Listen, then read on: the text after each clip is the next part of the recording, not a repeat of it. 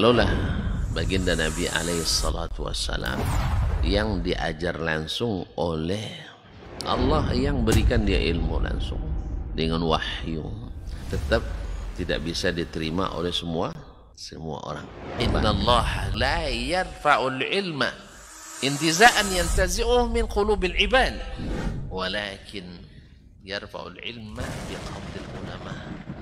Bahkan sebagian besar orang pada waktu itu menolak Nabi alaihissalatu wassalam.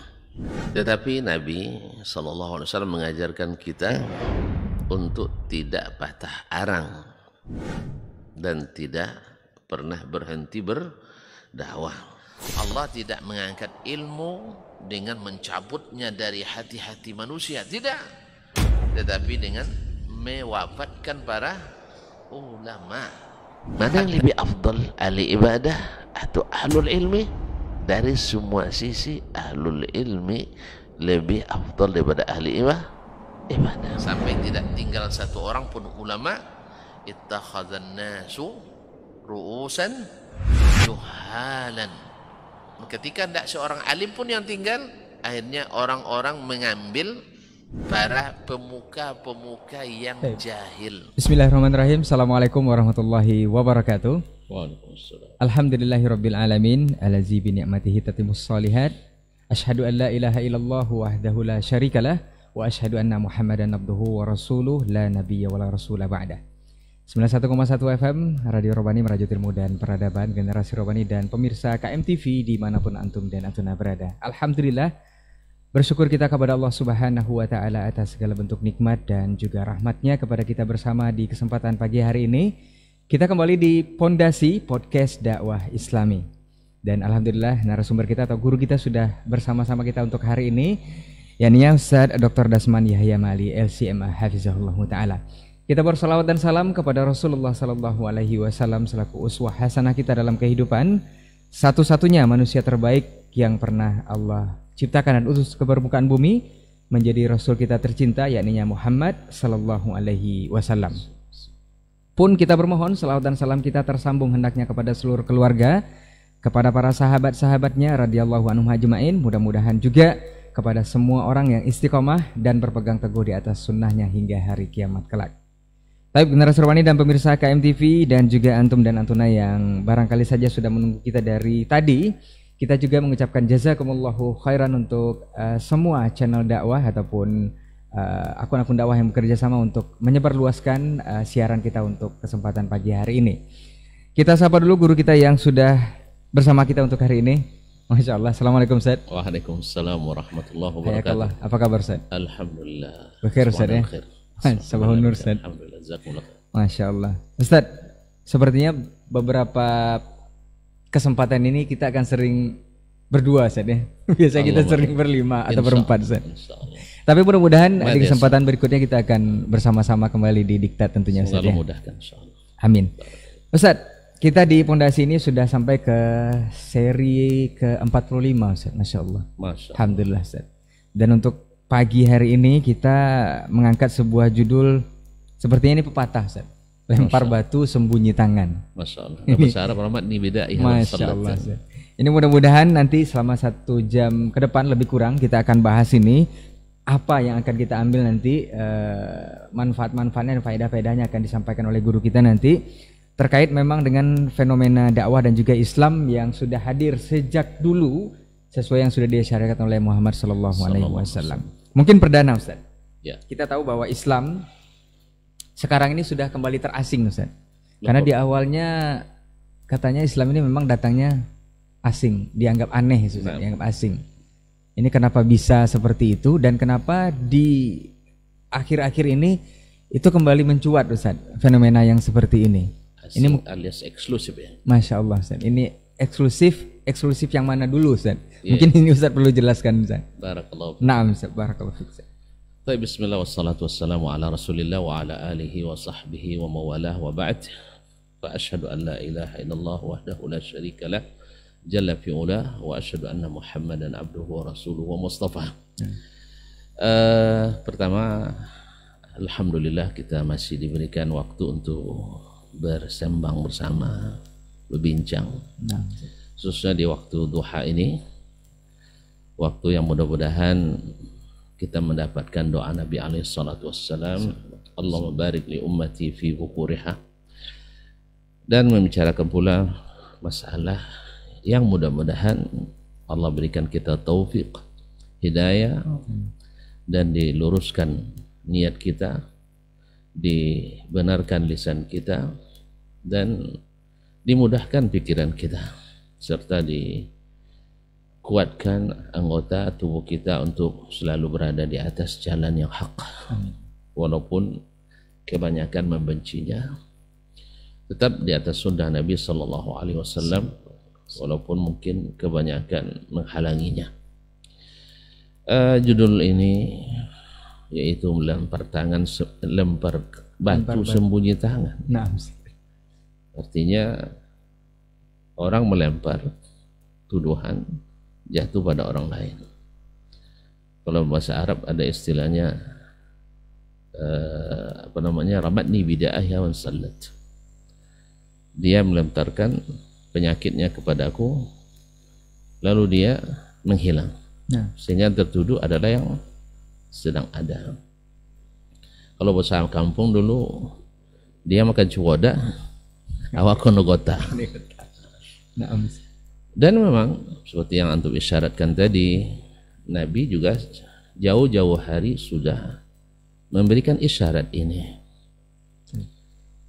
Ja'al Islamu ghariban, dalam riwayatnya bada'al Islamu ghariban.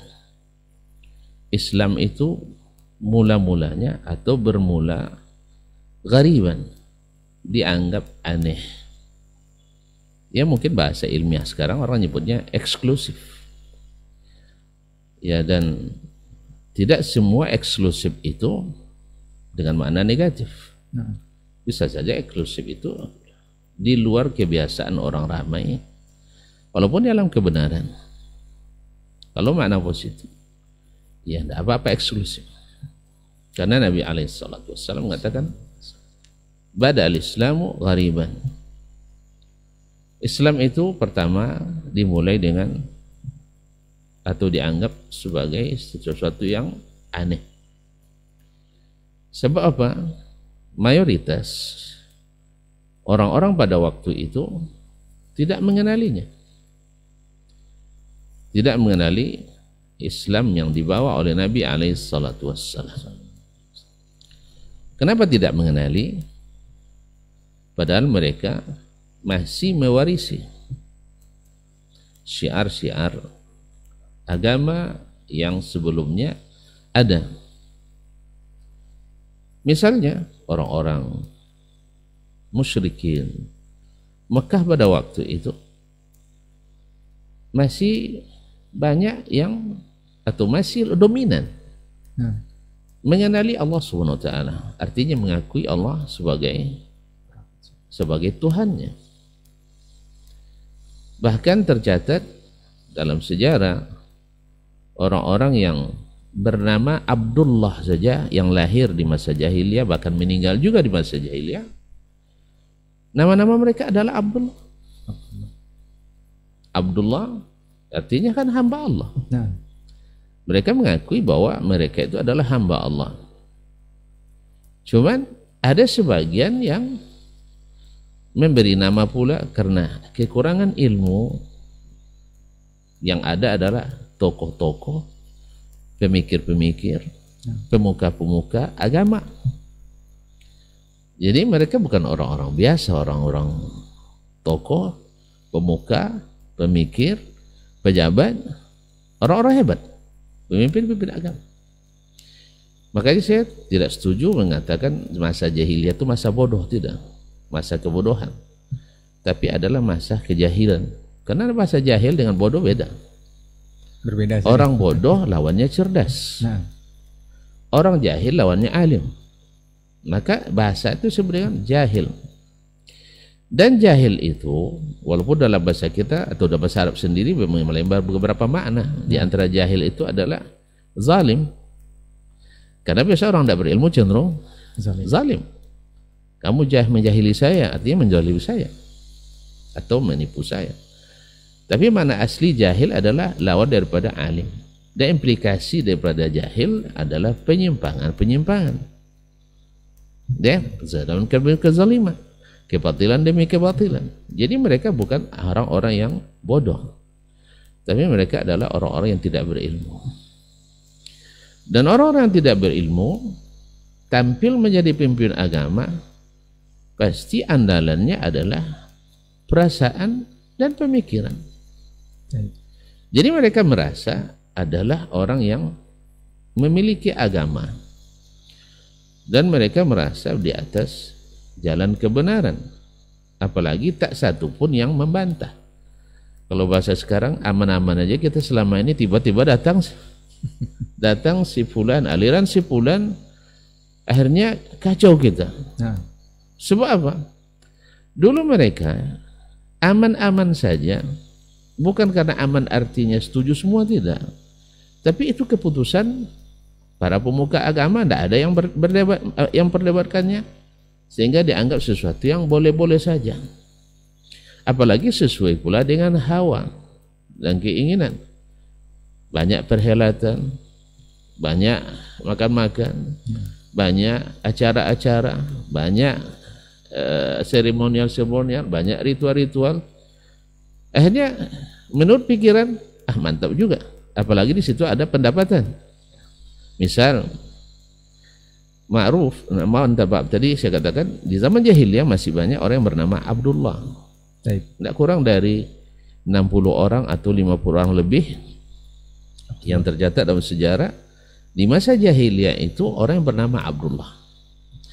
Walaupun sebenarnya ada juga yang bernama, dinisbatkan yang lain-lain, bernama Abdul Syams, hamba matahari, Abdul Dar, hamba rumah Allah.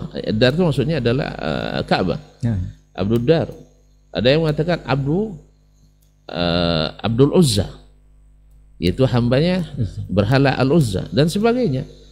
Dan itu tidak heran ketika sekarang banyak orang-orang Islam sendiri di aliran-aliran, bahkan mungkin asalnya bukan aliran sesat juga, tapi dia tidak berilmu dalam satu masalah. Muslim abangan lah, Muslim biasa, baik di sini ataupun di lain, bernama Abdul Husain. Seperti orang Syiah menamakan dirinya Abdul Husain.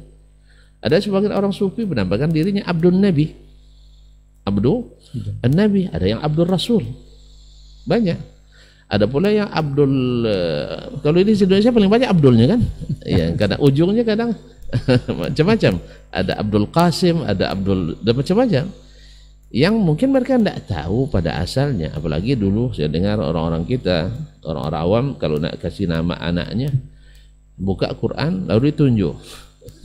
Di manakah tunjuk itu, apa, ujung dari kaki tangan, ujung jari tepat, disitulah nama anaknya. Kalau pas nama tunjuk syaitan dikasih nama anak. Iya, ada orang Indonesia bernama setan, ada yang bernama Tuhan. Nah, jadi kalau masalah nama ini, karena memang kejahilan, tak ada yang menjelaskan bahwa ini implikasi nama ini berbahaya, tidak ada yang tahu. Karena tauhid atau simbol-simbol tauhid itu sudah hampir pupus. Nah, di masa-masa seperti ini, tadi saya katakan yang datang pemuka-pemuka agama tak berilmu, jahil, sehingga dibuat aturan-aturan berdasarkan pikiran-pikiran. Dan itu yang namanya sesuai pikiran tentu mengakomodir semua pikiran. Dan antum tahu sendiri, yang namanya mengakomodir pikiran asal tidak ijma' menolaknya, harus saling mendiamkan walaupun tak setuju. Karena alasannya apa? Pikiran. Demikian juga dengan perasaan itu kan selera. Orang suka, antum tidak suka, antum diamkan. Apalagi ada pula penetrasinya dari hadis Nabi SAW. Misalnya seperti yang kita dengar kadang-kadang, keadaan lucu dari sebagian saudara-saudara kita, para ustadz, ya, Nabi SAW tidak mau makan daging biawak, tapi sahabat-sahabat lain suka makan daging biawak. Tapi jangan maksudnya bukan buaya darat di kita, bukan.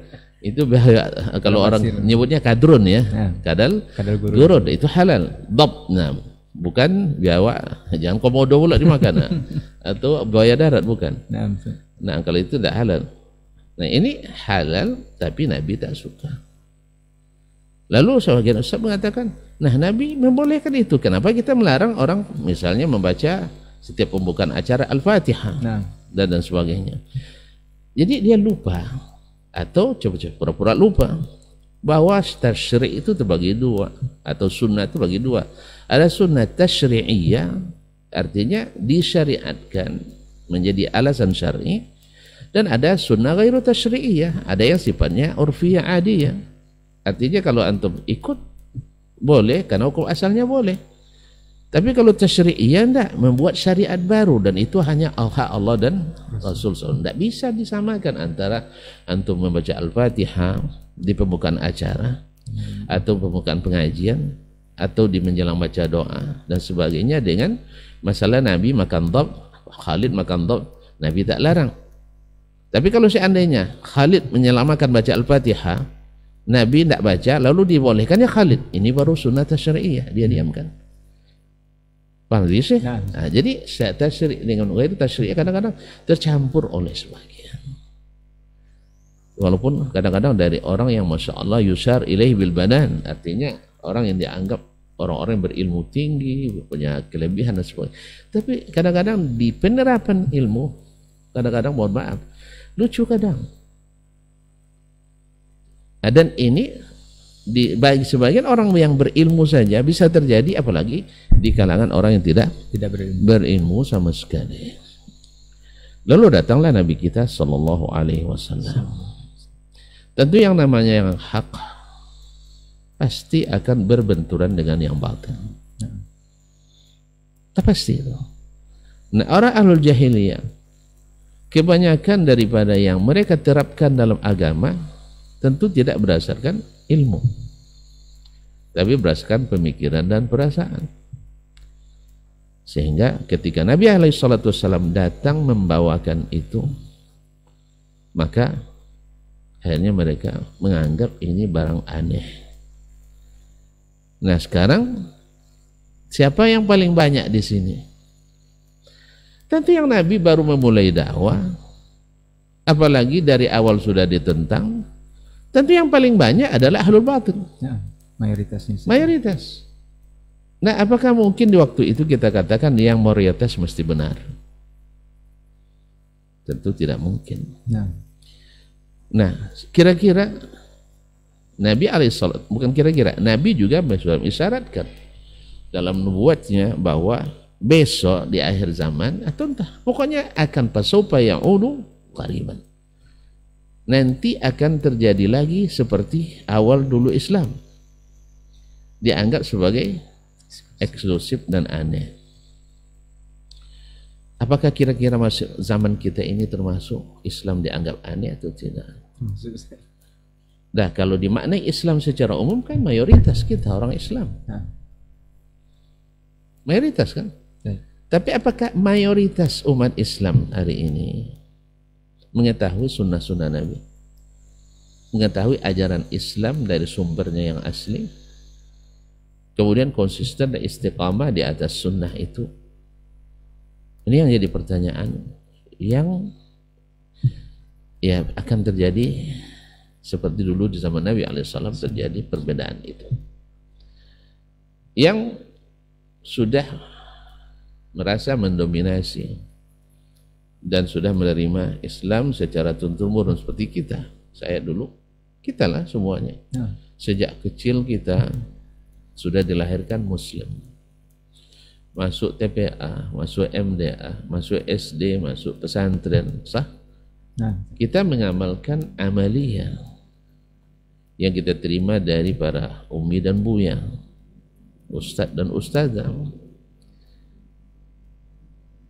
Lalu tiba-tiba ada orang yang membawa sesuatu yang beda dengan yang kita pelajari, atau setidaknya ada di antara yang tak pernah kita pelajari. Tiba-tiba kita melihat orang sekarang, misal dalam penekanan kita dulu yang namanya ke masjid itu hukumnya sholat berjamaah maksudnya. Artinya sunat. Artinya dikerjakan berpahala, tak dikerjakan nggak apa-apa. Sahih? Sehingga di pondok kami dulu karena tidak ada masjid, kami berjamaah hanya maghrib. Dulu ya.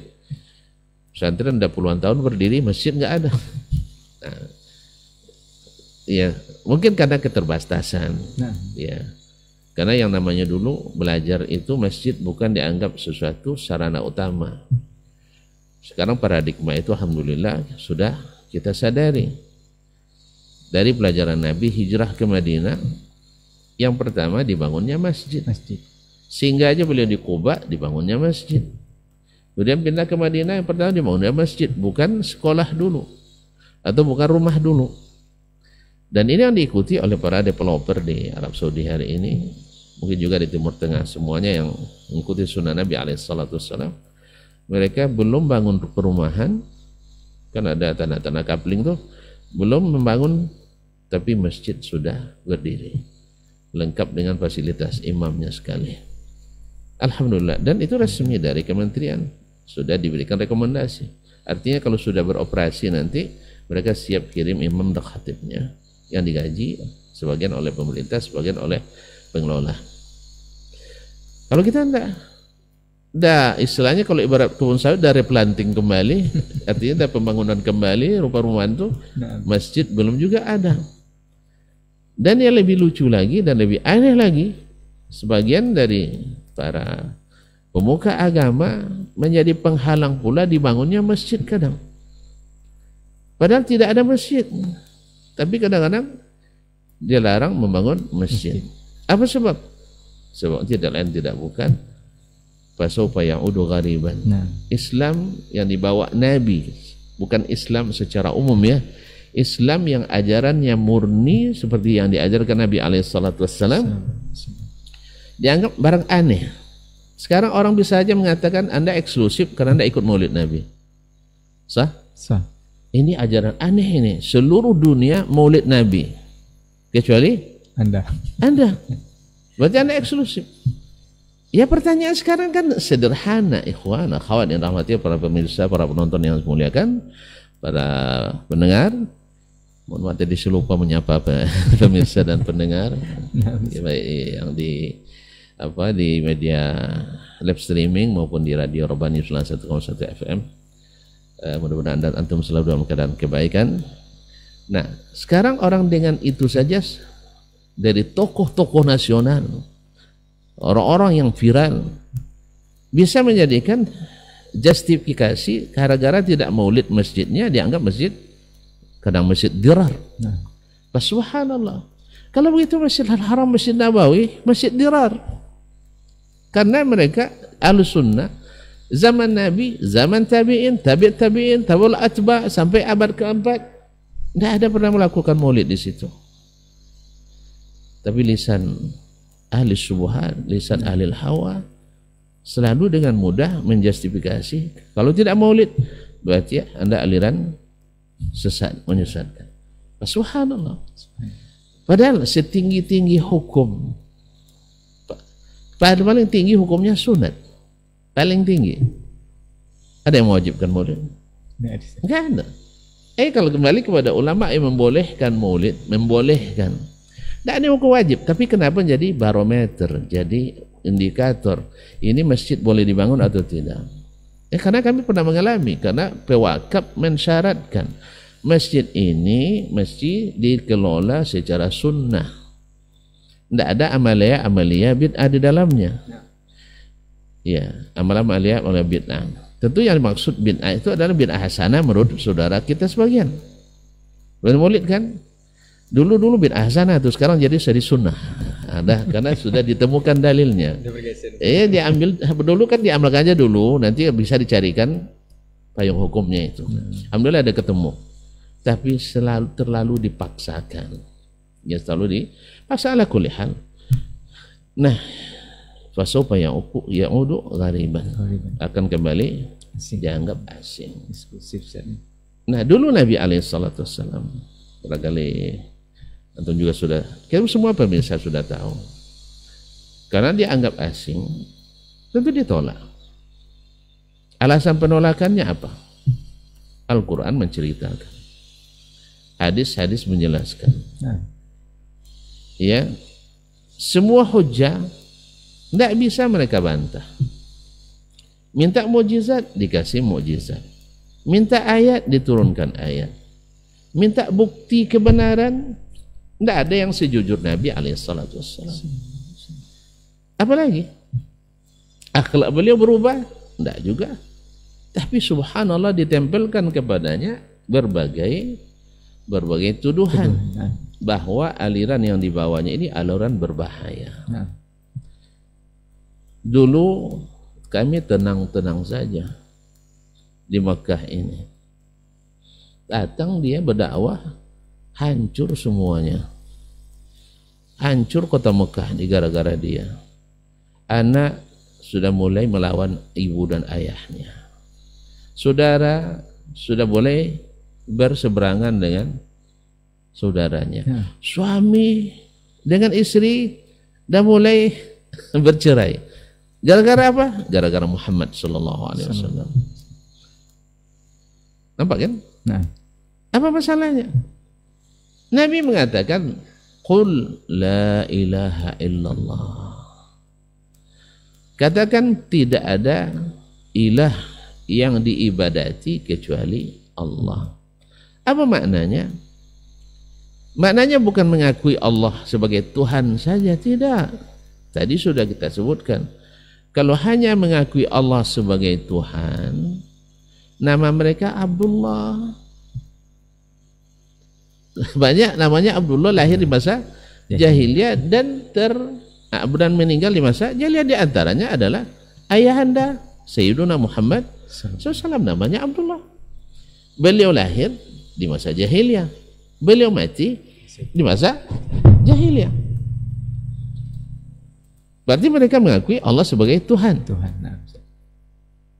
Lalu apa yang diinginkan oleh Nabi SAW adalah la ilaha, ilah adalah ma'bud. Ma'bud bihaqqin, dengan hak. Kalau bilang ma'bud saja banyak yang diibadati. Uzzah diibadati juga, Lata diibadati juga, mana diartikan Yaghus, Ya'uq. Bahkan tuan-tuan umat Nabi Nuh dulu juga datang syaitan bawa mimpi kepada salah seorang pemuka Quraisy waktu itu, patung-patung Wat yang dulu dihanyutkan topan ada di pantai Jeddah. Seperti disebutkan oleh para sejarah, di antaranya Muhammad Ishaq menyebutkan bahwa lalu dia datangi, dia temukan di pantai Jeddah, dibawa juga ke Ka'bah, sehingga terkumpullah dalam Ka'bah saja 360 patung. Menurut tuan-tuan dan perempuan, ketika mereka memasukkan patung itu, mereka menganggap anak mereka sebagai buat kebatilan atau kebenaran? Kebenaran. Sedang mereka tahu tidak kira-kira dulu Ibrahim terusir dari Babilonia gara-gara menghancurkan patung. Orang itu tahu. Tapi mereka punya alasan-alasan logis, studi akademis, alasan filosofis. Selama tidak menafikan Allah sebagai Tuhan, tidak apa-apa melalui orang soleh ini. Dan itu juga yang diadopsi oleh sebagian aliran-aliran menyimpang dalam Islam hari ini. Kita meminta ke Syanu, Syekh Fulan dan si Fulan itu, enggak. Kalau kita akui dia mengabulkan langsung, itu syirik. Tapi kalau kita hanya berdasarkan menjadikan mereka perantara antara kita dengan Allah Subhanahu wa taala, itu tidak syirik. Karena tauhid bagi mereka adalah mengakui Allah saja pencipta. Tapi bukan mengakui bahwa hanya Allah saja yang boleh dimintai doa kepadanya. Nah, jadi kalau mengakui ada Tuhan selain Allah baru syirik. Tapi kalau tidak dianggap syirik. Makanya jangan heran kalau ada nanti tangkal-tangkal syariah, ada tolak bala syariah, sesajen syariah, semua jadi syariah. Apa sebab? Syubhat tadi. Padahal Nabi SAW bukan itu saja yang didakwakannya. Sunnah Al-Quran mengatakan kepada mereka, kalau kalian tahu Allah mencipta, Allah yang memelihara, Allah berezeki, menghidupkan, mematikan, kenapa juga kalian tidak mau beribadah hanya kepadanya? Itu yang tidak mau mereka terima. Kira-kira mengucapkan itu berat tidak ke Abu Talib? Mengucapkan la ilaha illallah secara lafzi, kalau hanya mengakui Allah sebagai Tuhan, berat tidak bagi dia? Tidak berat. Tidak berat. Yang berat baginya adalah meninggalkan kebiasaan orang-orang jahiliyah tadi.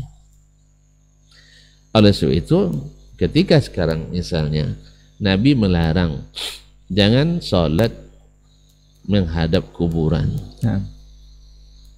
sudah jelas dari Nabi jangan sholat menghadap kuburan.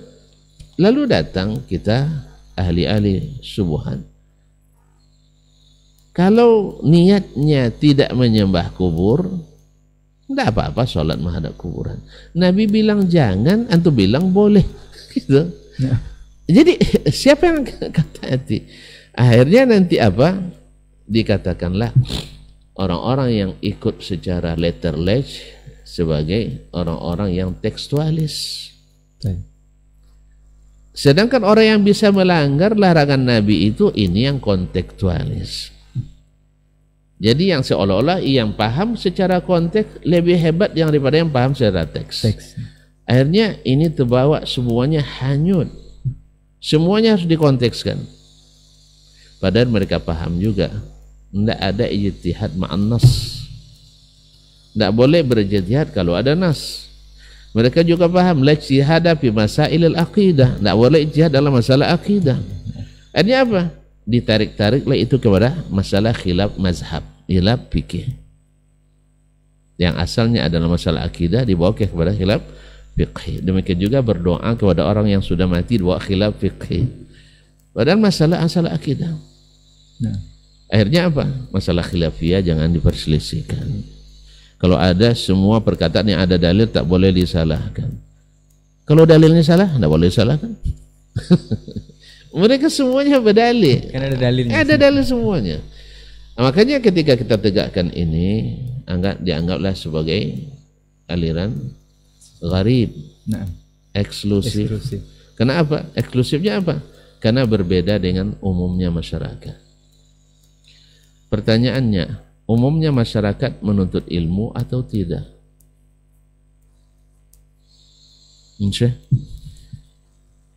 Umumnya masyarakat kita, kaum muslimin, mengenal agamanya dengan baik dari sumber yang asli atau tidak? Tidak. Bahkan tadi saya katakan, umumnya tokoh agama tidak mengenal agamanya dengan baik. Mungkin saya tidak berlebihan. Umumnya yang mengurus masalah keagamaan, baik dari pengurus masjid sampai ke kementerian kadang, umumnya mengurus ya.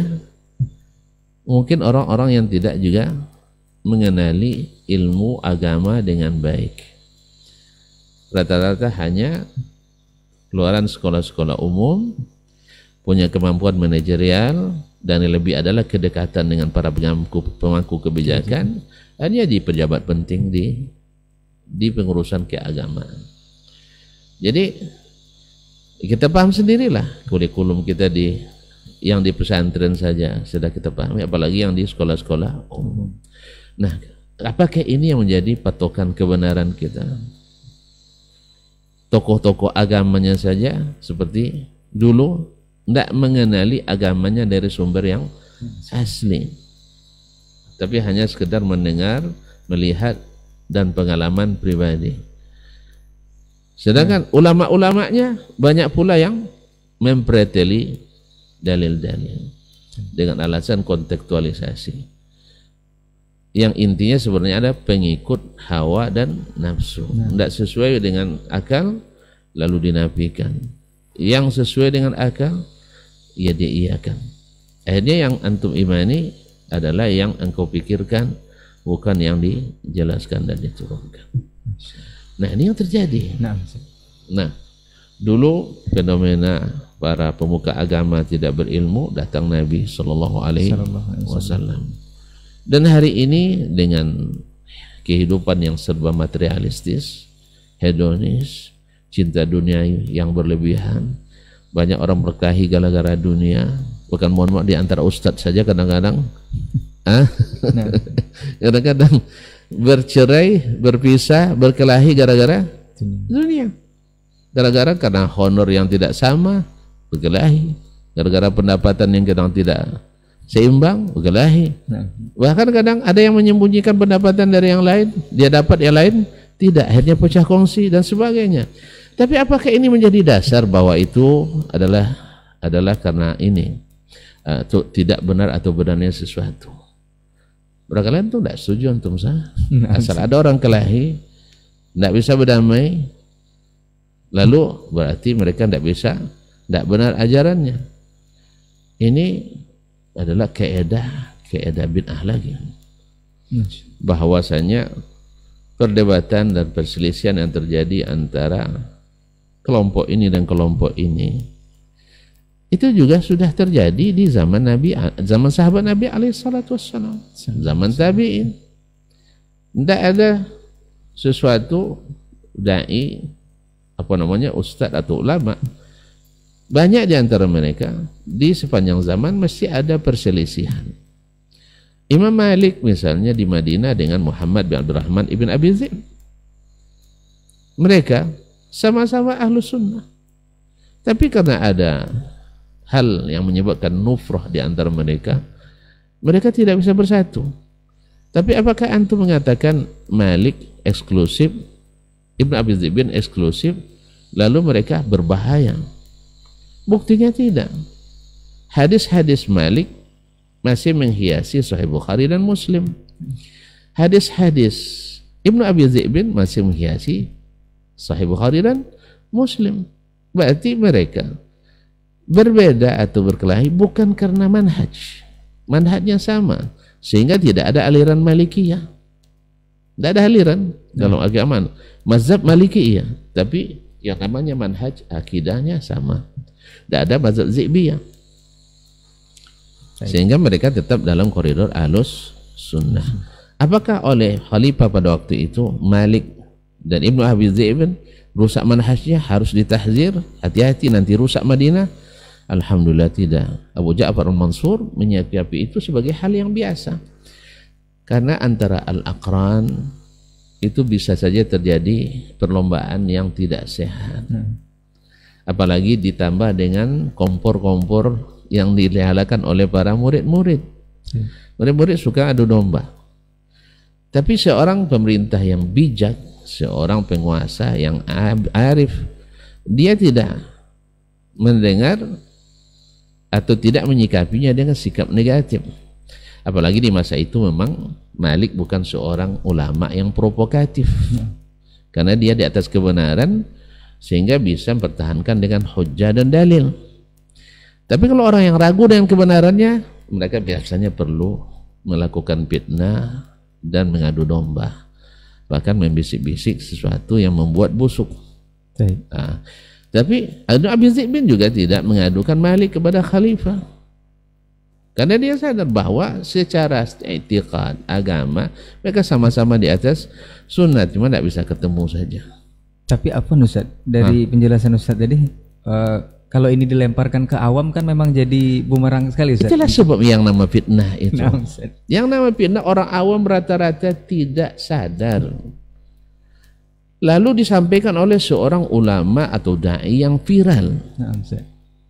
Akhirnya ditelan mentah-mentah, lalu dibuat gelar. Itu yang terjadi juga saat Nabi berdakwah dulu.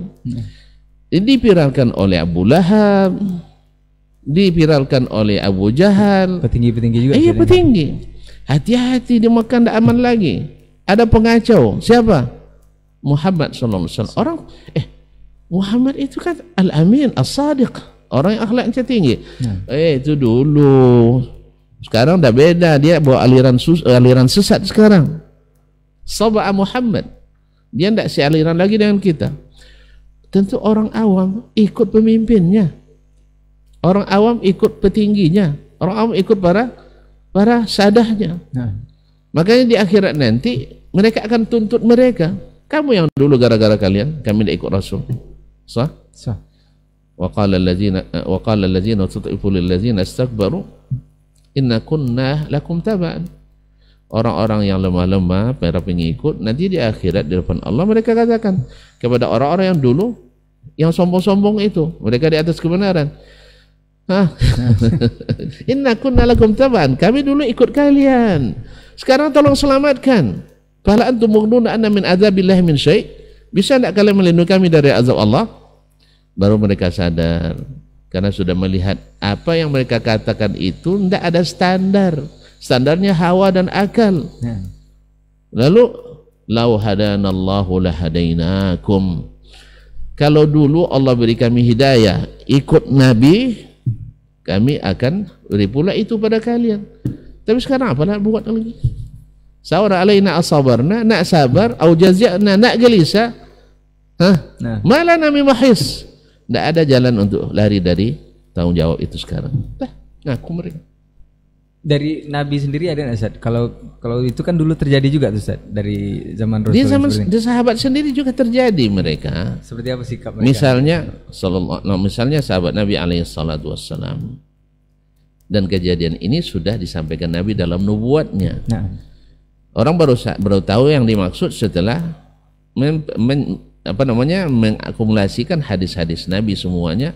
Oh, itu yang dimaksud oleh Nabi dulu. Misalnya taqtulu waiha Ammar taqtulul fi'atul baghiyah. Semoga Allah kasihan si Ammar, dia akan dibunuh oleh kelompok pemberontak. Subhanallah. Abu Hurairah yang mendengar hadis ini dari Nabi alaihissalatu wassalam. Ketika terjadi fitnah perang Siffin antara pasukan Ali dan Muawiyah. Sampai perang antara Ali dan Muawiyah. Abu Hurairah ikuti Ammar kemana? Ternyata Ammar ikut Ali karena dia pejabat di masa Ali bin Abi Thalib. Subhanallah, akhirnya betul Ammar dibunuh oleh Khawarij. Sebagaimana pimpinannya Ali bin Abi Thalib juga dibunuh oleh Khawarij. Dan Muawiyah juga sasaran Khawarij. Tapi Allah inginkan sesuatu. Karena hadis Nabi mengatakan wa yu'tillahul mulka man yasha. Setelah itu Allah berikan kerajaan kepada siapa yang dia kehendaki. Nah, sekarang pertanyaannya, terlepas dari segala implikasi yang terjadi antara Muawiyah dan Ali, kejadian-kejadian rentetan sejarah setelahnya, apakah Ali aliran sesat? Apakah Muawiyah aliran sesat? Tidak. Apakah Ali berbahaya? Tidak. Apakah Muawiyah berbahaya? Tidak. Tidak. Apakah Ali eksklusif? Tidak. Apakah Muawiyah eksklusif? Tidak juga. Baik. Apa sebab? Sebab dari situ tak timbul, Ali tak membentuk aliran baru dalam Islam. Tidak ada akidah Alawiyah kecuali yang dibentuk oleh Syiah. Yang Ali menentangnya sendiri. Orang Alawiyin yang mengaku Ali sebagai Tuhan Malaysia itu sampai dihukum bakar oleh Ali bin Abi Thalib. Semakin dibakar oleh Ali, semakin yakin dia dengan hadis pula. La yu'adzibu bin nar illa rabbun nar. Tak menyiksa dengan api kecuali Allah yang pemilik api itu. Oh, ternyata Ali benar Tuhan. Bayangkan. Karena dibakar. Karena Ali membakar. Subhanallah. Ini ijtihad Ali juga. Pertanyaannya, apakah Ali berbahaya? Bawa aliran sesat? Muawiyah berbahaya? Bawa aliran sesat? Tidak ada ulama sunnah yang mengatakan itu. Kecuali Syiah menyebelah ke Ali, kewaji An-Nawasib menyebelah ke Muawiyah. Yang ikut Muawiyah tidak. Yang ikut Ali sebenarnya tidak. Mereka bukan aliran berbahaya. Walaupun terjadi perang di antara mereka. Jadi kalau seandainya antum tidak seyayasan dengan saya, oke, bukan berarti kita tidak sama. Karena tidak ada dasmaniyah. Aliran dasmaniyah. Antum pun tidak pernah saya ceramah di masjid antum karena sudah penuh jadwalnya, saya juga penuh jadwalnya, bukan berarti saya tidak bisa ngisi. Atau dihalangi gitu. Atau ada penghalang, ada personal yang kadang itu biasa dalam dakwah, itu biasa. Al-Bukhari dulu di kampungnya diusir orang karena diadukan ke penguasa. Apa Al-Bukhari buat aliran baru? Tidak. Bahaya Imam Bukhari juga tidak. Imam Asy-Syafi'i sampai dibelenggu, diadukan oleh orang yang membuat fitnah, pembusukan tadi, pembisik yang membusukkan itu. Dibelenggu sampai ke Khalifah Harun Ar-Rasyid. Untung Harun ar-Rasyid ini orangnya insaf, adil. Makanya timbul cerita 1001 malam untuk menjelek-jelekkan Harun ar-Rasyid. Tahu enggak antum dari mana? Dari Mu'tazilah. Mu'tazilah menganggap Harun ini namanya tidak pas ini. Apa sebab? Karena dia membela sunnah di masanya. Makanya lahir cerita-cerita pembodohan Abu Nawas mempermainkan Khalifah Harun ar-Rasyid. Dari orang-orang yang anti kepada sunnah Nabi alaihissalam. Sehingga tergambar oleh kita Harun ar-Rasyid itu adalah orang bodoh, orang dan macam-macam. Nasallallahu alaihi. Sampai ke depan Harun ar-Rasyid, lalu Imam Asy-Syafi'i diberikan hak jawab. Dengan demikian terjelaslah bahwa sesungguhnya yang pembohong pembisik itu bukan Imam Asy-Syafi'i. Itu pernah berniat untuk jangankan untuk melakukan pemberontakan, menjatuhkan pemerintahan, untuk mendemo saja dia tidak punya niat. Setelah itu baru diketahui ternyata yang bermasalah itu, yang eksklusif itu adalah para pembisik itu. Masa orang menegakkan sunnah sampai Imam Syafi'i disebut dengan Nasirus Sunnah harus mendekam di penjara, dibelenggu karena bisikan orang-orang pembisik. Dan ingat, ketika Imam Syafi'i sudah diterima oleh Harun dan diakui bahwa tidak ada niat buruk dari beliau, ketika itu Harun ar-Rasyid minta ke Imam Syafi'i, siapa orangnya? Siapa orangnya yang menyebabkan fitnah ini ya Muhammad ibn Idris? Ingin diketahui Ustaz. Iya, Imam Syafi'i bukan tidak tahu, tapi dia tidak mau untuk mencelakakan orang. Tidak mau mencelakakan orang. Walaupun sekarang dia sudah sampai dekat kepada Harun, Khalifah, puncak pimpinan. Yang ngadu tadi bukan sampai ke puncak pimpinan. Karena Imam Syafi'i paham, sangat paham, meribah orang, lawan di depan penguasa itu bukan adab. Seperti dikatakan oleh Abdullah al-Muqaffa dalam Al-Adabul Kabir, laisa minal adab dan tazkur khasmaka bisu inda zi sultan. Tidak termasuk adab yang baik, berarti adab buruk ketika kau menyebut aib musuhmu di depan penguasa. Andainya ada, apalagi hanya fata morgana, seperti fitnah para musyrikin Mekah terhadap Nabi alaihissalatu wassalam. Nah, sekarang para pembawa sunnah juga difitnah seperti Nabi juga dulu difitnah. Apa sebab? Nabi katakan fasaufa ya'udu ghariban. Alasannya apa? Tidak maulid ini. Memang Nabi maulid atau tidak Isra Mi'raj? Memang Nabi peringati Isra Mi'raj? Anggaplah, silakan. Kan kita tidak juga pernah membubarkan kan? Justru yang tidak Mi'raj itu yang sering dibubarkan. Mana yang bahaya? Mana yang jadi kaum muslimin dan muslimat dirahmati Allah SWT. Kadang-kadang inilah lempar batu, sembunyi tangan. Tapi lebih spesifiknya lagi Ustaz disebutkan di dalam kelompok ini sendiri itu malah terbagi-bagi lagi Ustaz itu katanya. Yang terpecah-pecah ini lagi Ustaz. Kan saya bilang tadi. Nah, Ustaz. Ada yang ikut Ali, ada yang ikut Muawiyah. Kan fitnah. Nah. Bukan berarti kita berada di jalan yang benar, tidak ada fitnah sama sekali, tidak ada ujian. Ya kalau kita lihat perjalanan para duat, ya Syekh Muhammad bin Abdul Wahab sendiri misalnya, Syekh Ibnu Taimiyah sendiri misalnya, bahkan Sayyiduna Muhammad sallallahu alaihi wasallam, bukankah sebelumnya juga dimusuhi oleh orang-orang yang dekat dengannya? Nah. Sah? Sah. Lalu setelah dia mendengar dari Nabi, ternyata tidak seperti yang difitnahkan. Nah, dia ikut masuk Islam. Ikut dia masuk Islam. Dan mohon maaf, kejadian yang sering dialami oleh sebagian doa juga, ada seorang dai mengatakan datang kepadanya seorang ustadz yang dulu masalah intens sekali mentahzir ustadz itu. Kenapa? Karena dia mendengar. Tapi mendengar dari orang lain maksudnya. Orang lain yang juga mendengar dari orang lain fitnah. Hati-hati dengan Ustaz Rai itu lebih bahaya, subuhat dari syaitan itu. Masya Allah.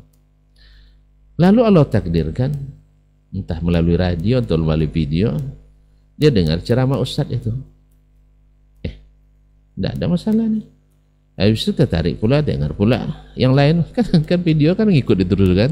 Ambil terus, dia dengar, banyak sekali dia dengar. Akhirnya ingin dia nak melihat langsung, bertemu. Dia teliti dari dekat. Ternyata semua itu hanyalah sekedar subuhan, fitnah terhadap ini. Akhirnya apa? Dia menjadi pecinta berat ustadz itu lagi. Nah, terjadi hal ini biasa. Sebagian saya lihat mahasiswa kita waktu masih kuliah, jangankan duduk bersama, jawab salam aja berat. Sebab apa? Karena ada yang berlebihan, gulu. Dalam masalah hajar ini banyak yang gulu. Asal tidak kenal berarti tidak kawan. Asal tidak ngaji dengan kita berarti bukan Ahlussunnah. Itu di seluruh golongan ada. Karena tadi saya bilang gara-gara YouTube, pecah kongsi kan ada. Nah, kadang-kadang dengan orang tua kita kadang tidak damai kadang. Hanya karena orang tua ingin begini, kita ingin begini. Sah? Atau diadu domba, atau diadu oleh ibu kita. Ayahmu itu tidak pernah pedulikan kamu sejak kecil katanya. Akhirnya ibunya marah untuk anaknya berbakti. Sang anak terpaksa ikut ibu kadang. Sah? Dan ini banyak. Apakah ini mengeluarkan dari manhaj yang sahih? Ya tentu saja tidak. Dan ini di semua golongan Islam ada yang bermusuhan. Tahsabuhum jami'an wa qulubuhum syatta. Kamu mengira mereka bersatu, tapi keyakinannya beda-beda. Ini karena kepentingannya. Ada kepentingan yang mengumpulkan, ya, sama-sama menghadapi Nabi sehingga seluruh kekuatan musyrikin bersatu. Kalau sekarang mungkin karena menghadapi Ahlussunnah seluruh kekuatan bid'ah bisa aja bersatu. Nah, sekarang yang pasti semua kita mengakui saya Ahlussunnah, itu bukan. Ini bilang saya yang paling sunnah, itu bukan. Hak kita juga, silakan aja dakwah, klaim aja lah. Antum kalau mengarasa sunnah, silakan buktikan.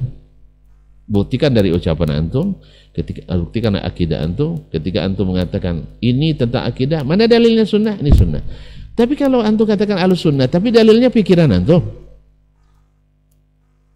mana dari Nabi alaihissalatu wassalam? Lalu kita bilang ini dari Nabi, antum tekstualis. Memang antum bicara nih, kita sudah hampir sejam nih ya bicara. Orang memahami sesuatu dari ucapannya itu yang zahir atau yang awal yang ditakwilkan. Zahir. Semua bahasa, nak bahasa Arab, nak bahasa Inggris, nak bahasa Indonesia, nak bahasa Ocu, bahasa Minang, bahasa Jawa, bahasa Batak, semua orang pasti memahami teks dulu. Tidak lahiri dari teks kecuali ada dalil yang menguatkannya untuk keluar dari situ. Nah, kalau hanya dalil antum hanya pikiran, saya juga punya pikiran kok. Antum cerdas, kayaknya saya juga tidak kurang cerdas juga kan? Kan itu lagi. Jadi kalau hanya masalah pemahaman, orang memahami dari seseorang tentu dari ucapannya. Saya tahu akidah Nabi dari ucapan Nabi. Sah? Saya tahu akidah sahabat dari ucapan sahabat. Saya tahu akidah tabi'in dari ucapan para tabi'in. Ayo buktikan apa kata Allah, apa kata Nabi dalam masalah ini. Bukan apa takwil Syekh Fulan tentang perkataan Nabi ini, saya tidak mau tuh. Tidak ada harganya. Kemudian apa kata sahabat tentang perkataan Nabi ini? Nah, harus kita pahami melalui metode ini dan itu sebagainya, harus melalui itu. Ya Syekh, memang antum kira dulu sahabat tidak punya akal? Nah, itu. Jadi ikhwan fillah, akhirnya apa yang terjadi? Mereka memusuhi Nabi alaihissalam karena dianggap aneh. Dan hari ini ketika kita mencoba mengembalikan itu kepada yang diyakini di zaman Nabi, yang diamalkan di zaman Nabi secara ijma' ya, bukan ikhtilaf. Kadang-kadang asal ada satu melaksanakan, kadang yaitu ijtihad yang salah, itu salaf juga katanya. Padahal ijma' yang lain tidak melakukan itu.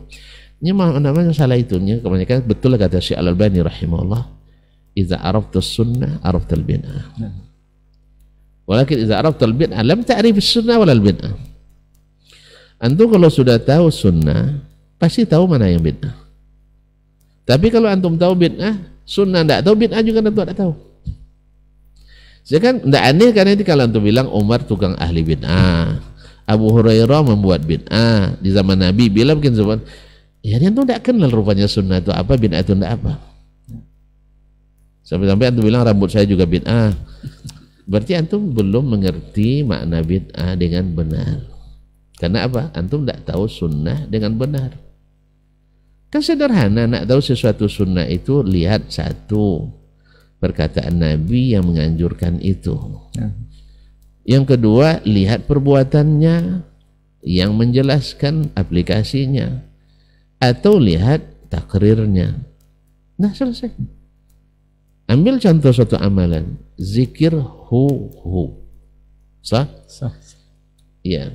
Kita tidak sangkal hu itu ada kembali kepada Allah. Semua yang kembali kepada Allah itu mulia, betul? Atau zikir dengan Allah, Allah, Allah. Sah? Lihat, ada tidak satu hadis Nabi yang menganjurkan zikir dengan hu. Tapi bukan pemahaman antum ya. Jangan plesetkan hadis, jangan plesetkan sunnah. Yang benar Nabi mengatakan kalau kalian zikir selesai sholat, selesai apanya, pakai hu. Kalau ada, siap laksanakan. Oh, di perkataannya tidak ada, tapi ada dibuatnya. Ya, sah, siap laksanakan. Oh enggak, Nabi tidak suruh, tidak dibuat olehnya, dan tapi sahabat melakukannya, tak dilarang oleh Nabi. Padahal Nabi masih ada. Bukan Nabi setelah tiada, Nabi masih ada. Kalau Nabi sudah tiada, tidak masuk sunnah. Dia hanya asar dari sahabat. Harus dibandingkan atau dikompromikan dengan apa namanya, dikonfrontasikan dengan Al-Quran dan Sunnah. Ternyata tidak ada sahabat yang melakukan. Ijma' pula mereka meninggalkannya. Lalu antum katakan itu sunnah. Dari mana sunnah mana? Kan kita sepakat mah. Kan tidak ada khilafnya perkataan, perbuatan dan takrir. Kemudian antum menamakan Bilal, Masya Allah, Bilal melakukan bid'ah. Lalu kalau ada yang menolak bid'ah, berarti dia memasukkan Bilal dalam neraka. Ini mendengar ini orang-orang awam terprovokasi dia. Oh ya, Wahabi itu ternyata tukang masukkan sahabat dalam neraka. Antum provokator ya akhi, bukan da'i. Jelaskan bahwa Nabi membagi bid'ah itu jadi dua. Nih, ini Bilal nih bikin bid'ah nih, bid'ah hasanah nih. Yang kedua, harus antum ya pahami dan sadari, tidak semua amal yang dilakukan sahabat di zaman Nabi disahkan oleh Nabi alaihissalam. Anggaplah ada bid'ah sahabat zaman Nabi bid'ah hasanah. Tapi antum setelah Nabi tak ada, jangan buat lagi yang baru. Siapa yang mensahkannya? Paham maksudnya? Nah, ya, kalau seandainya semua yang dilakukan sahabat dari amalan-amalan yang belum pernah diajarkan Nabi sebelumnya sah, kata Nabi, ya betul, kita katakan bolehlah sepanjang masa bikin bid'ah. Tapi kalau seandainya ada yang diterimanya, ada yang ditolaknya, terus di mana yang antum buat baru ini, di mana pengesahannya? Legitimasi nggak ada. Tapi ulama kan membolehkan, Ustaz. Ulama tak punya hak otoritas untuk membuat hukum baru. Mereka hanya punya otoritas menjelaskan ada hukum dalam Islam.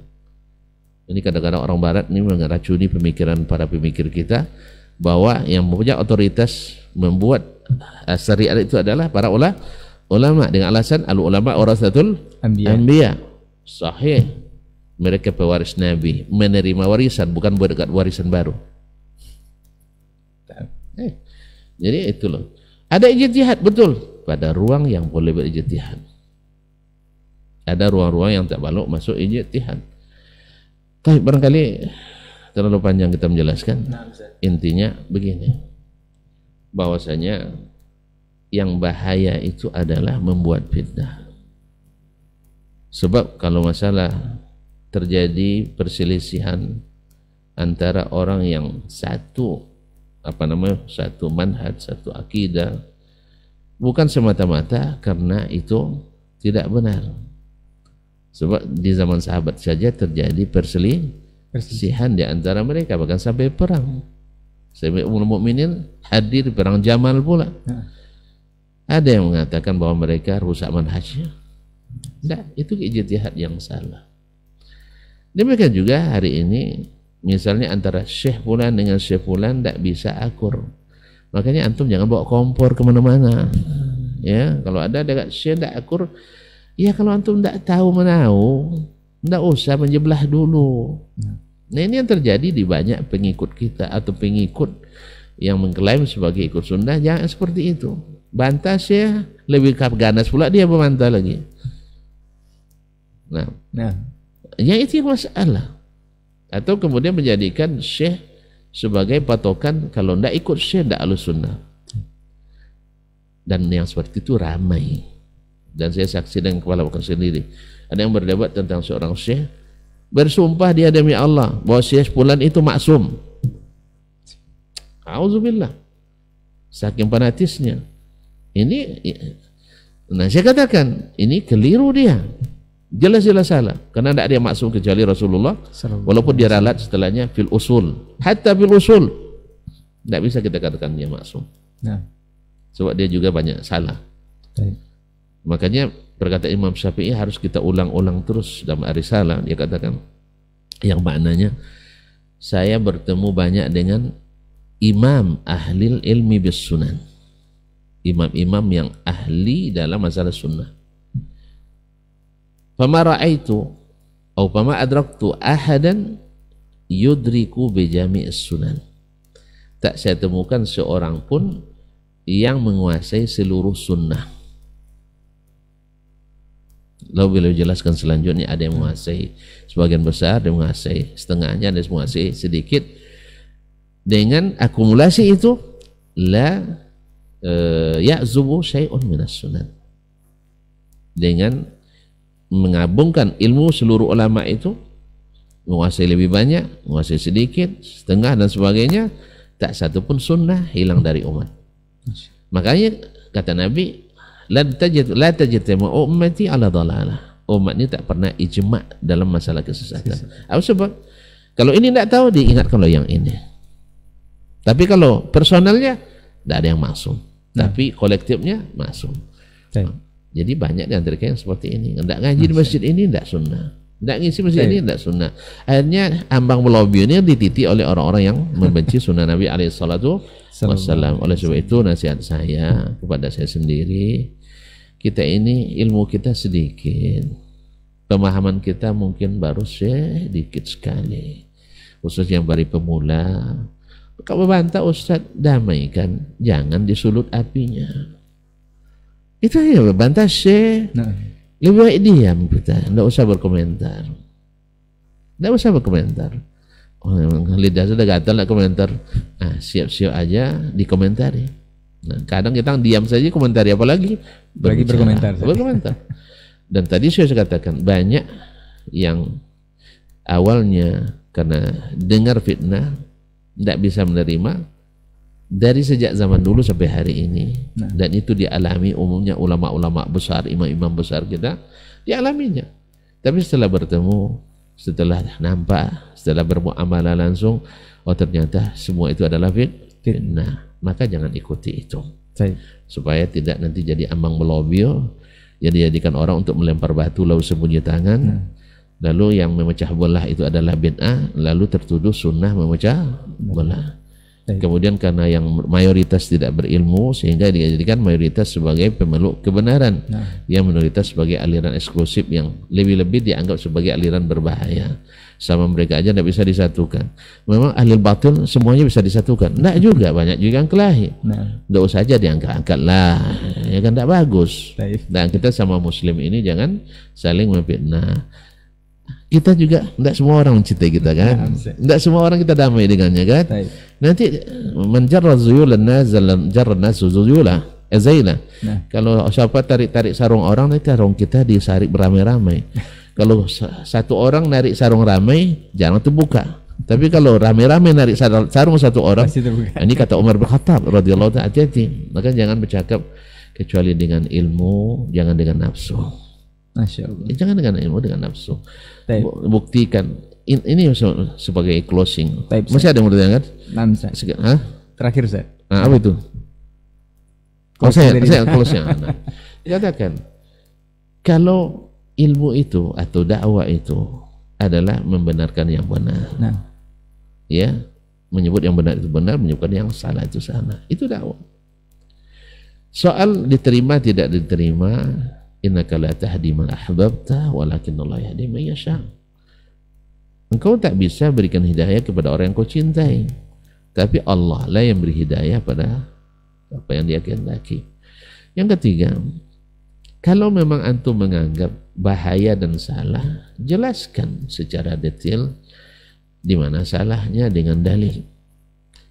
Lalu kalau seandainya ya pihak yang disalahkan tidak bisa menerima disalahkan, berikan hak jawab dengan kursi yang sederajat. Kalau perlu dialog terbuka, ya kalau memang mau kita buat dialog terbuka, tapi tujuannya adalah bukan provokasi, tapi tujuannya adalah komunikasi dan konsultasi supaya sampai kepada konklusi yang bisa dicapai mana kebenaran, tapi berdasarkan Al-Quran dan Sunnah dan pemahaman as-salafus salih. Yang keempat, bahwasanya si jago-jago ahli fitnah dia tidak akan bisa membunuh kebenaran. Orang-orang mungkin biasa dia lenyapkan, ya, lembaga-lembaga mungkin bisa halangi, tetapi yang nama Islam yang sekafa yang sebenarnya dari Nabi tidak akan pernah hilang, tidak akan pernah hilang. Berapa dahsyatnya komunis dulu di Uni Soviet, tapi alhamdulillah Islam tetap eksis, bahkan lebih kokoh pula dari sebagian negara Islam yang lain. Kokoh mereka negara Islam. Yang kelima, zaman kita zaman kekuasaan kita terbatas. Beda dengan zaman khalifah dulu, sampai mati dia jadi khalifah. Kalau zaman kita ini jadi wali kota kita 5 tahun, tidak terasa dia hilang pulang. Jadi gubernur 5 tahun, tidak terasa. Kadang-kadang udah berhenti tengah jalan karena ditekel dan diping oleh lawan dalam politis. Nah, maka yang harus antum ukir ketika diberikan kekuasaan tersebut nanti luar biasa ketika jadi wali kota, terjadi ketika jadi gubernur, masya Allah, menghidupkan masalah kesetaraan, keadilan, dan mau mendengar dari siapapun berasukan, sehingga semua masyarakat bisa berkontribusi di bidangnya masing-masing, menimbang dengan adil, ya, tidak dengan berat sebelah, memberi peluang kepada semua warga tanpa harus membeda-bedakan, kecuali orang-orang yang memang jelas kebatilannya, jelas ketidakbenarannya. Tapi kalau hanya karena syubhat orang-orang yang berkepentingan, maka antum rugi sendiri, nanti dicatat dalam sejarah. Nanti kalau anggap saya sebagai bupati yang paling a'udzubillah, atau ketika saya jadi ketua RW yang kerjanya menghalangi kajian, atau jadi camat yang tidak merekomendasi dibangun masjid. Masya Allah, selama dia merintah 100 masjid tak jadi dibangun, tapi gereja jalan terus. Nah, ini kan antum muslim apa yang seperti ini? Di zaman beliau, masya Allah, masjid-masjid makmur semua, diisi oleh orang dengan pengajian tahsin Al-Quran, anak-anak rajin ke masjid. Beda pula di zaman beliau masjid banyak yang ditutup. Nah, saya sudah melihat orang yang menutup masjid, akhirnya ditutup pintunya oleh Allah SWT. Iya, orang yang menghentikan kajian-kajian, akhirnya dia sendiri tidak bisa ngaji lagi. Ia harus mendekam di suatu tempat yang tak punya akses yang lebih bebas, akhirnya tidak bisa menghirup udara bebas. Kenapa? Dimulai menutup pengajian, kemudian menutup masjid, menutup total masjid. Ya, kemudian juga bertindak kasar dan tidak adil pada orang-orang yang di bawahnya. Tentu harapan kita mudah-mudahan Allah memberikan taufik, hidayah, kesadaran atas segala kekeliruan, dan diberi kesabaran menghadapi ujian-ujian ini, dan semoga Allah lapangkan hidayah baginya pada hari ke depan. Ya, kita kasihan karena semua yang menentang dakwah Nabi dulu ujung-ujungnya adalah kebinasaan. Saya khawatir orang-orang menentang sunnah Nabi hari ini jangan-jangan juga nanti berakhir pada kenistaan. Nasallallahu alaihi afiyah. Ya, sekali lagi kita doakan, andai kita dalam kebenaran, semoga Allah kokohkan. Amin. Andai kita dalam kebatilan, semoga Allah berikan hidayah. Dan Allah berikan orang-orang yang mau mengajarkan kita dengan ilmu, bukan memaksa kita dengan hawa dan nafsu, apalagi penistaan dan perkhianatan. Barangkali sampai di sini lah ya. Sayang banyak bicara jadinya. Terima kasih dan mohon maaf kepada para pendengar, para pemirsa atas atensinya. Mudah-mudahan bermanfaat dan jauhkan daripada segala mudarat. Baik, jazakallahu khairan untuk perbincangan kita hari ini. Meskipun banyak yang dijelaskan oleh guru kita tadi, memang kesimpulannya dari judul kita sudah bisa kita tangkap beberapa faedah yang pastinya kita jangan menjadi pemantik dari hal-hal yang negatif yang dilemparkan kemudian sengaja untuk disembunyikan sehingga tertuduh orang yang ada saat itu. Mudah-mudahan kita menjadi orang-orang yang memang berada di atas sunnah Nabi SAW dan menyebarkannya di tengah-tengah lingkungan kita. Mudah-mudahan juga Allah berikan kesempatan di kesempatan berikutnya Ustaz. Amin. Kita bisa bersama kembali dengan tema yang berbeda dan kalau bisa dengan ketiga atau kedua guru kita yang lain di program Diktat berikutnya Ustaz ya. Mudah-mudahan Allah mudahkan dan afwan untuk semua salah kata Gila Bicara. Jazakumullah khairan untuk perhatian antum semua dan juga Ustaz untuk ilmu dan waktunya Ustaz. Jazakallah khair. Semoga kita dipertemukan di kesempatan berikutnya. Kita tutup dengan doa kafaratul majelis. Subhanakallahumma wa bihamdika asyhadu an la ilaha illa anta astaghfiruka wa atubu ilaik. Wassalamualaikum warahmatullahi wabarakatuh. Waalaikumsalam.